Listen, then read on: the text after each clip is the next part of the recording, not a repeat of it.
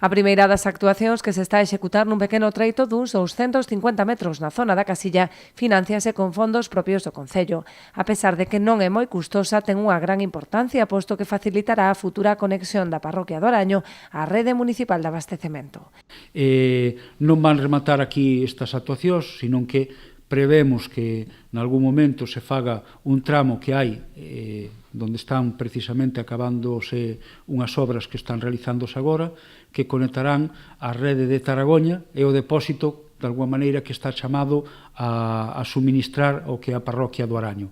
Neste momento, coa rede actual, faríase o servizo a través da rede de Rianxo, pero nun futuro sería a través da rede que viñese de Taragoña, pola súa cercanía, pola cota e pola capacidade que pode ter o depósito de Taragoña de administrar máis auga para a parroquia. Pero a boa nova é que con esta actuación que está facendo a empresa Simal, que rematará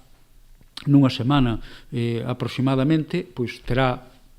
conexión de auga á rede do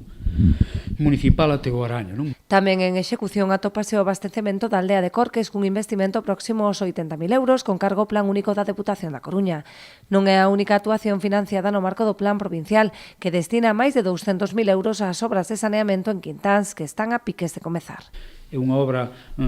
potente no sentido de que ten un orzamento que rolda os 330.000 euros de importe de adxudicación, e conleva o saneamento dunhas 20 e tantas, 30 vivendas, co seu correspondente abastecemento e a reposición posterior do firme afectado por esta actuación.